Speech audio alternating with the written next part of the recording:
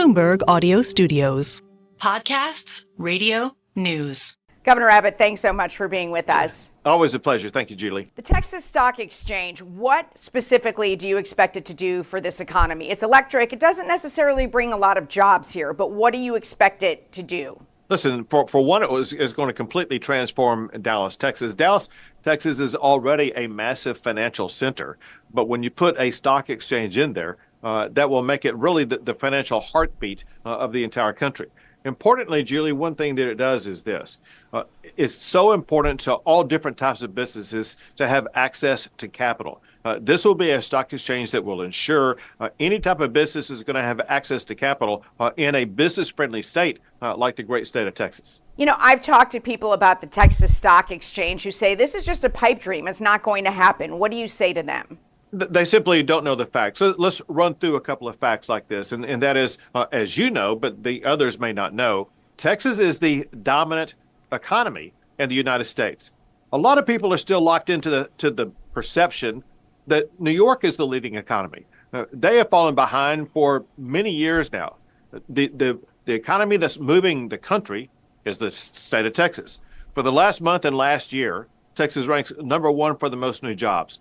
For the past 12 years, Texas is ranked number one for the most new economic development projects where businesses are coming from other states or expanding within the state of Texas. But then look at the financial sector itself. There are more financial sector employees in Texas than there are in New York. Something that's very important to a stock exchange is rapid transactions. The thing that provides those rapid transactions are data centers. Already, the Dallas area has enough data centers to make sure that the transactions will take place at the accurate speed. However, Texas has the ease and the speed to add even more data centers than do places like New York and New Jersey. And then look at what's going on with the creation of the stock exchange. It's the best funded stock exchange to go seek permission from the SEC ever. And then look at the leaders of it. Leaders of it have come from the NASDAQ, come from the New York Stock Exchange parent company, have come from businesses like Charles Schwab. And also, Julie, very importantly, the lead investors in this are all of the most significant traders of stocks and other things like that in the entire country. And so all of the elements have come together to really ensure that Texas is going to kick off the stock exchange very prolifically. You know, you talked about data centers here in Dallas. I do want to ask you this, though. Those take a lot of power, and there have been a lot of questions about our power grid here. Are you confident that the power grid can support data centers to support this Texas Stock Exchange? So, Julie, let me bring you up to date. With what we've done, with the laws that I've signed, which is more than a dozen of them, Texas now has the stable power grid that ever since I signed those laws, no Texan has lost power because of the Texas power grid. Right now, Texas provides more than 100,000 megawatts of power on any particular summer day. You may not know what that means, but here's what it does mean. Texas provides more power than New York and California combined. And so we have far more power than the state of New York has, but I signed laws that invest more in more power generation. Between now and 2030, Texas is going to increase our power generation by 50%. Add to that this component. We're providing economic incentives for dispatchable power, such as natural gas-fed power, and we are seeking to have data centers come and provide their own power source so that it will not be taking power away from homeowners or business owner. Elon Musk, very well-known Texan now, who's got a lot of business here. Do you expect him, when he goes public, to put his companies on the stock exchange? You know, this obviously is the kind of thing that Elon is very interested in. He's into innovation. He's into things involving Texas. He's into the need for speed and recognizes that this delivers the type of less regulation, more speed, than maybe some other options. And this really dovetails with the way that Elon Musk does business. Have you discussed it yet with him? Sure, I have.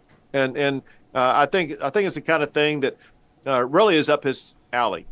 I want to ask you a little bit about the port strike now. Are you concerned about what will happen in Houston, and what plan does Texas have in place to help if this really comes to fruition for a long period of time? Well, listen, Julie, this is a disaster. It's a disaster caused by the Biden-Harris administration.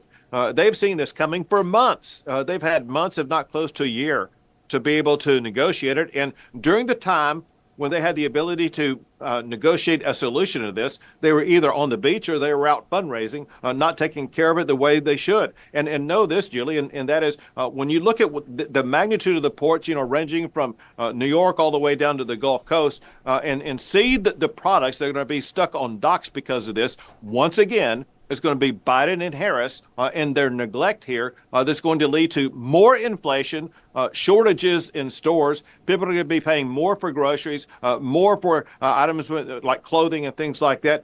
Americans are already saying that the economy is the number one issue in the United States. They're angry at the Harris and Biden administration. This is going to stoke that anger even more, and it could tilt the scales in the upcoming election. Even though you have an election coming up, and who is responsible on top, like at this point though, what is the plan? Is there a plan in Texas to help in terms of the ports, or do you believe this is just one that's up to the federal government? Well, listen, the federal government has been in charge of this the entire time, and for obvious reasons. There's an NLRB, there's a Department of Labor, there's the negotiations that the president has already talked about that he was involved in, but the negotiations the president was involved in have been fruitless. And so this is something that will fall heavily upon the Biden and Harris administration, because this doesn't involve Texas. This involves the country. And the country's leaders in charge of this, whether it be Biden, Harris, whether it be the Secretary of Commerce, who says she really wasn't involved in this, whether it be Secretary of Transportation Buttigieg, who was doing nothing but trying to prepare walls for the debate, they have abandoned ship, abandoned their responsibility to address what's going to be a pressing issue that's going to come back to haunt them, because unlike COVID, that disrupted the supply chain, this is directly caused by the Harris-Biden administration. Last question, as you bring up the election, you have a Senate race here in Texas, one that polls show is extremely close. Are you concerned how this will be down ballot? Listen, what we've seen is in the most recent three polls, Ted Cruz is beginning to pull away, and there's a reason for that. His opponent had been advertising on TV for something like 5 months, and advertising on TV when Ted Cruz was not. Now Ted Cruz is doing advertising, pointing out to Texans exactly why Ted Cruz's opponent is not a right fit for the state of Texas. Colin Allred, Ted Cruz's opponent, is against the border wall, against border security. He's in favor of men participating in women's sports. All of those things are hostile to the value sets, not just of Republicans, but also of independents and even some Democrats. Governor Abbott, thanks so much for being with us. We appreciate your time today. My pleasure. Thank you. Take care, Julie.